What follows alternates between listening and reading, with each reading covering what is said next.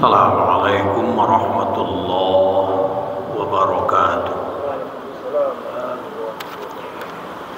Innal hamdalillah wassalatu wassalamu ala Rasulillah wa ala alihi wa sahbihi wa man walah.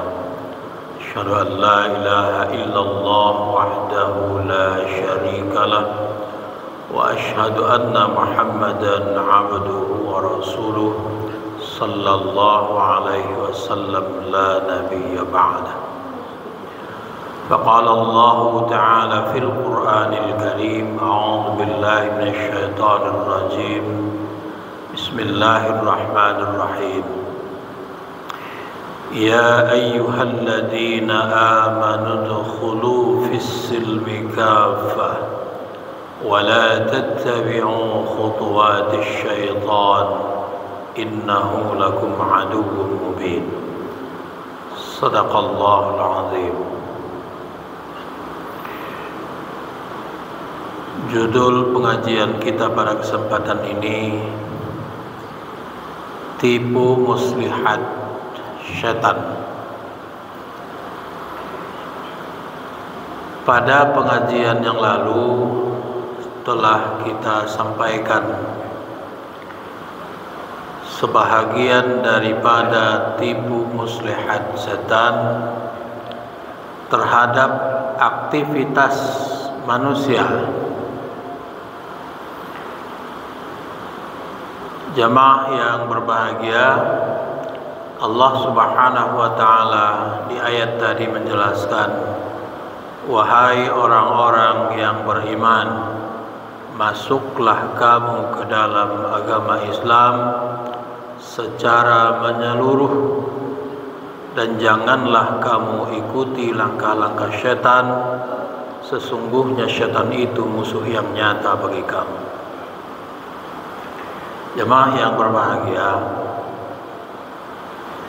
dalam banyak penjelasan dikatakan bahwa syaitan berupaya untuk menggelincirkan manusia, baik dalam ibadahnya, dalam kepemimpinannya, dalam ketaatannya, dan dalam berbagai hal. Untuk apa itu semua dilakukan oleh syaitan? Agar dia memperoleh teman sebanyak-banyaknya untuk menjadi penghuni neraka jahanam. Jamaah yang berbahagia, di antara tipu muslihat setan itu adalah marah dan hawa nafsu, dan ini telah kita jelaskan sebelumnya. Kemudian dengki dan rakus.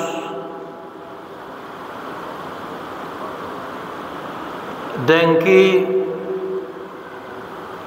sebagaimana disebutkan oleh Rasulullah sallallahu alaihi wasallam, iyyakum wal hasada fa innal hasada ya'kulun naral hadaba.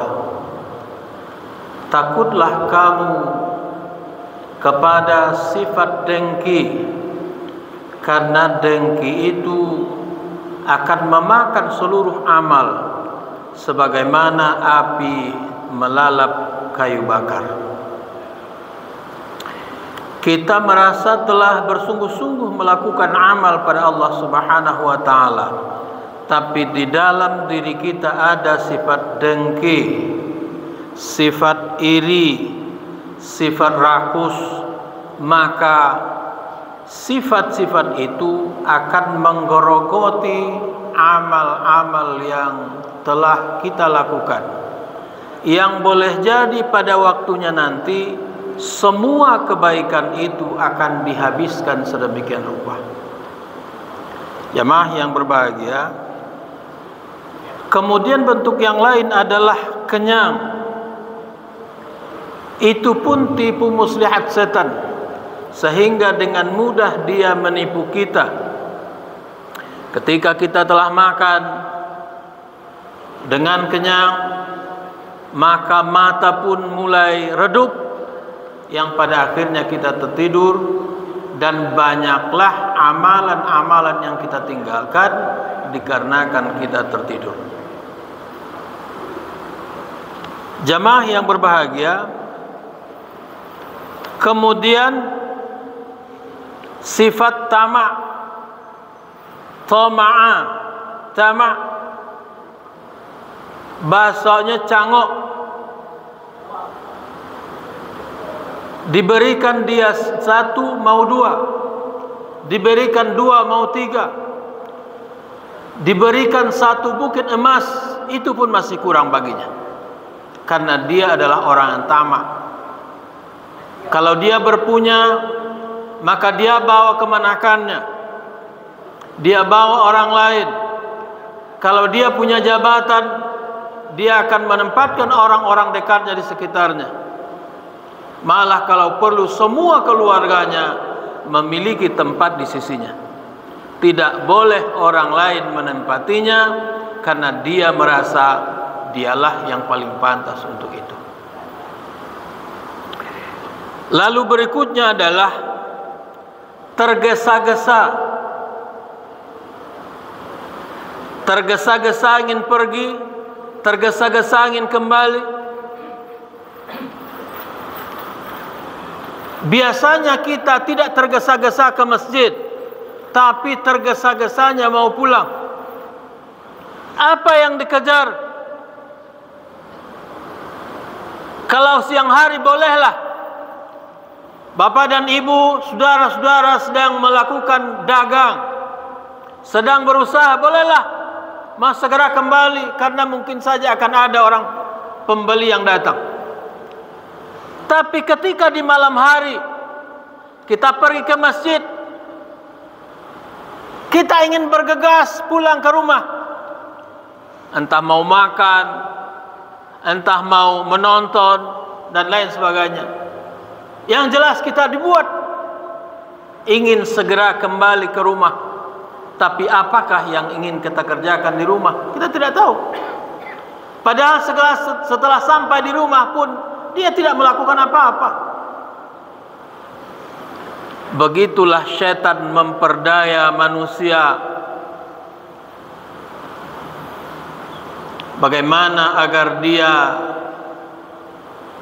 malas, agar dia jenuh, agar dia tidak berselera, agar dia tidak bersemangat, agar dia tidak patuh terhadap ketentuan-ketentuan Allah Subhanahu wa taala. Maka orang-orang yang beriman,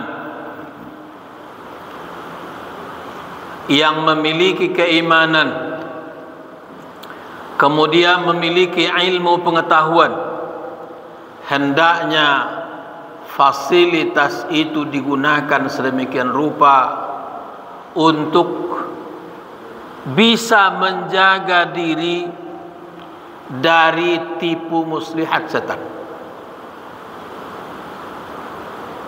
menjaga diri dari tipu daya setan. Kita ini adalah orang-orang yang senantiasa diintai oleh setan.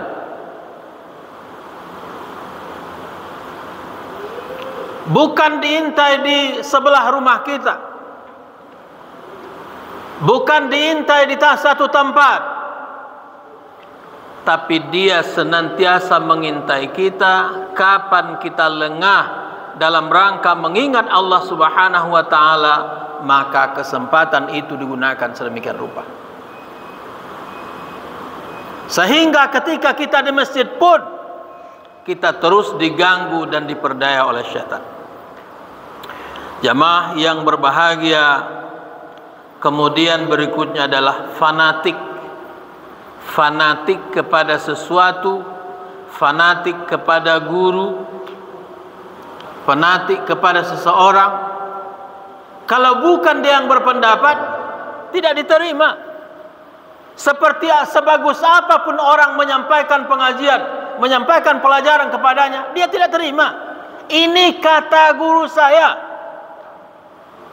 Meskipun kemudian gurunya itu tidak benar, tapi gurunya tetap gurunya. Itu yang harus dipegangnya. Padahal kita harus berpegang kepada kebenaran yang datang dari Allah Subhanahu wa taala yang ada dalam Al-Qur'an dan hadis Rasulullah SAW. Semoga bermanfaat. Assalamualaikum warahmatullahi wabarakatuh.